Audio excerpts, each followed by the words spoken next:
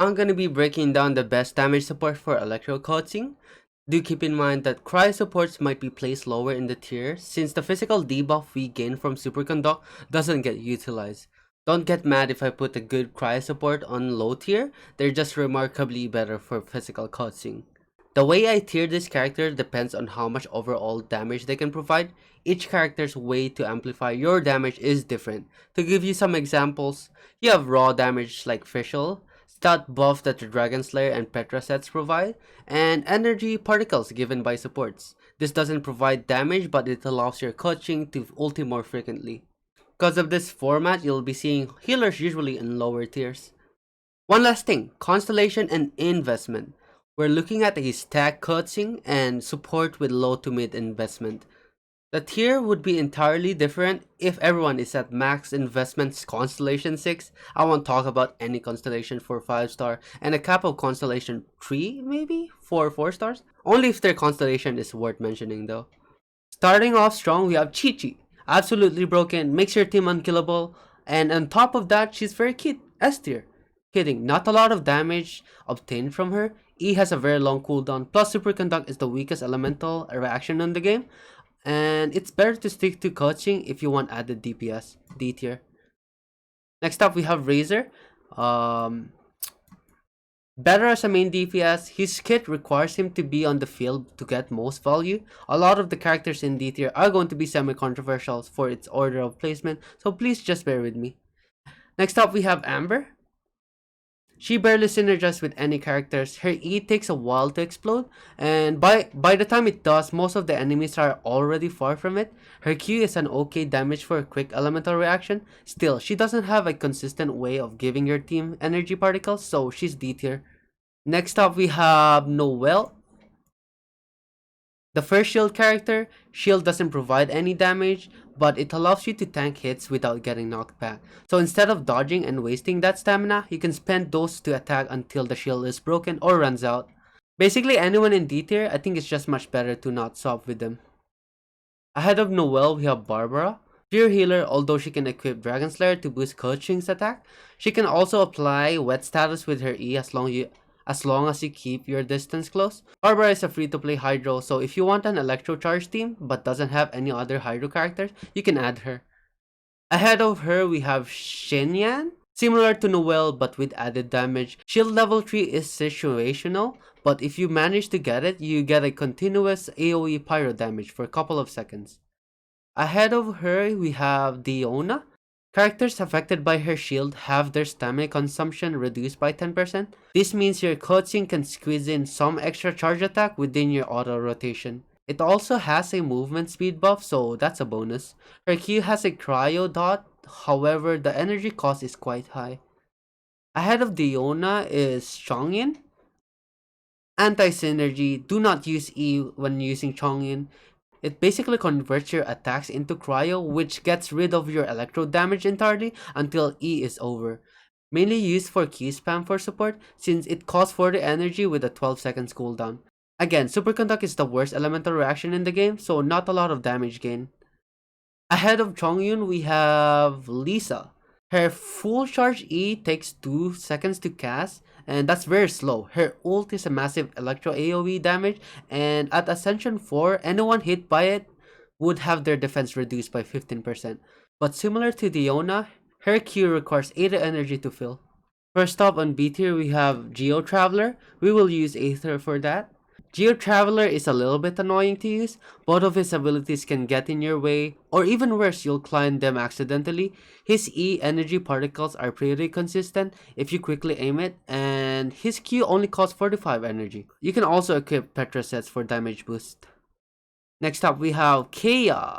He's higher than Chongyun because Kea's Q constantly applies superconduct damage without him being on the field, plus his E can easily generate particles with such low cooldown. Next up we have Jin. Jin's E has a 6 seconds cooldown. Normally you would have to chase down the enemy after your E, but with Keqing's following up with double E, doesn't waste you some DPS window. Against tanky small opponents, the full damage from her charged E is pretty good. Lastly, she can equip Very Descent to amplify your electro damage. Ahead of Jean, we have Klee. Better as a main DPS, similar to Razor, she's more of a selfish carry. Ground mines are decent damage but relies on enemies for stepping on them. Jumpy mines deals decent damage since Klee's base attack is pretty high. First up on A tier, we have Bennett. He's more of a utility than a support. At Constellation 1, the Q uncaps your damage and applies Pyro status to the enemies. The attack buff is restricted to his Q circle though, which Keqing can easily push out enemies with auto attacks and skills. Ahead of Bennett, we have Lumin. Anemo are always good as a support because of the Venerer, and since we are Electro, this greatly benefits us. Her Constellation 6 also reduce elemental resistance, but only if you get an absorption. If you use Q, however, you would have to chase down that enemy, which loses you some DPS window.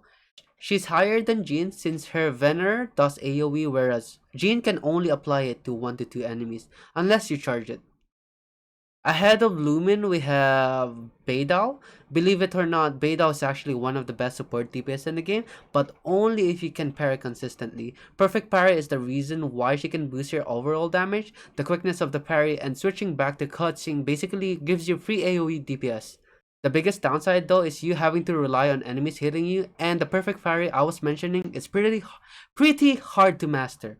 Oh yeah, and there's also Beidou's Q for constant electro reaction, but Keqing can already do that by herself. Still, that's some added damage, so we will take it. Ahead of Beidou, we have Ningguang. Compared to the Geo Traveler, Ningguang can consistently generate energy particles for herself if she's short energy. Q only costs 40 energy and has a 12 seconds cooldown with great damage. Ahead of Ningguang, we have Zhongli. Zhongli synergizes well with Keqing. Petrify allows you to spam charge attacks without knocking them back. The upcoming buff for him and Geo in general should make him even stronger. Although the problem still remains about his E, it has inconsistent particles, and because of that he'll stay here in A tier. First up on A plus tier, we have Sucrose.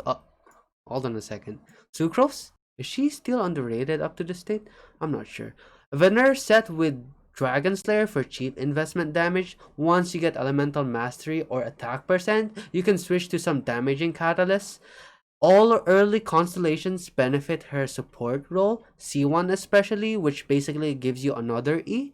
With sacrificial fragments, that's another E added. Pair those with your ult and you'll now have a CC going on for a decent amount of time. Biggest drawback for her is ult costing 80 energy, which might be difficult to recharge even at Constellation 1.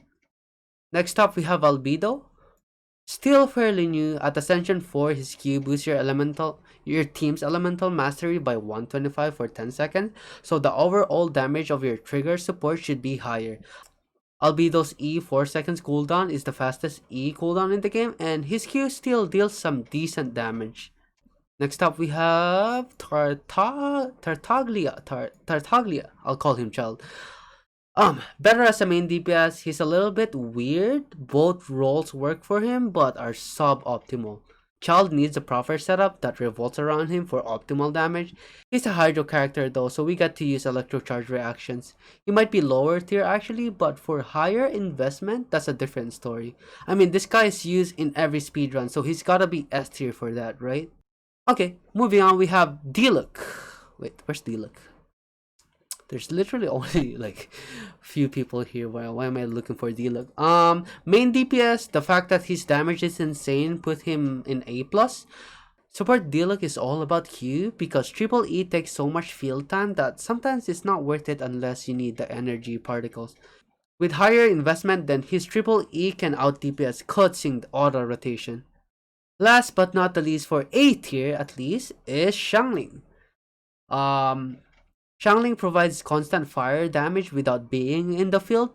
Constellation 1 also adds more damage and reduced pyro resistance on top of that. Nothing much to say about Xiangling. We all have her and we all know how good she is as a support. Overall, she just provides a lot of damage and reaction while having your main DPS do their thing. First up on S tier, we have Fischl. Provides raw DPS and consistent electro particles. When built correctly, Oz will literally be on the field all the time and constantly outputting damage. Her downside with Keqing though is that Fischl elemental reaction isn't getting utilized, but her overall damage makes up for it, at least to be considered as an S tier. Constellation 2 and 3 boost her main source of damage. Fischl has been on a rate of banner twice already, so hopefully you at least have those two. If you got the Constellation 6, then congratulations, you now have a busted support. Ahead of Fischl, we have Venti. We all know how broken Venti is. He is a Venerer set user, so that's a good start. Insane damage, he can clear up floors by himself. And unlike other melee DPS, Keqing has a specific combo with Venti's Q, so whiffing your attacks isn't a problem. Charge attack also hits enemies around Venti's Q, so that's a plus. Ahead of Venti, we have Mona. Continuously taunts enemies while dealing hydro damage. You need to build around Mona's ult to get most of it. Mona fits better on Vaporized team but still does well with Keqing. She's simple to use, E constantly wets opponents, and Q amplifies their overall damage along with electro charge reactions. And at the very top, we have Ayaka.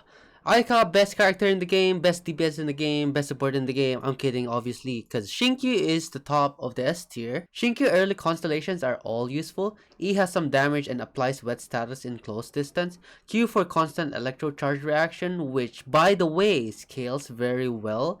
With sacrificial sword proc and around 200% energy recharge, you'll almost have Q up before its cooldown. I forgot about Ayaka. Let me add one more list above. And just to make the tier list complete, let me talk a little bit about these three. Ayaka, judging from her skills and talents, she will work best as a main DPS. She's basically a cryo version of Keqing. She might be good for physical Keqing since she has AoE cryo. Ganyu can be a hit or miss. Her E is a little bit similar to Amber's E. It attracts enemy and does a cryo explosion after a bit. Her Q, we don't know yet for sure if the crystal shard has a random spawn or it directly targets the enemies. If it's the latter, she's probably a very good support and definitely the best cryo for Keqing. Last, we have Xiao. If you've seen any Xiao clips, you probably already know he's going to be a carry instead of a support. His Q only benefits himself, so I wouldn't recommend running him as a support even with Venerer set. And that wraps it up for this video. At the end of the day, Genshin is still a single player game. Play however you like. If you're here for the story, cool. If you find the abyss stages fun and challenging, then good for you. Or if you're here just like me collecting waifus, then that's pretty sick. That's all I have to say. I hope this video helps some of you, and till next time. The tier would be entirely what the fuck is it?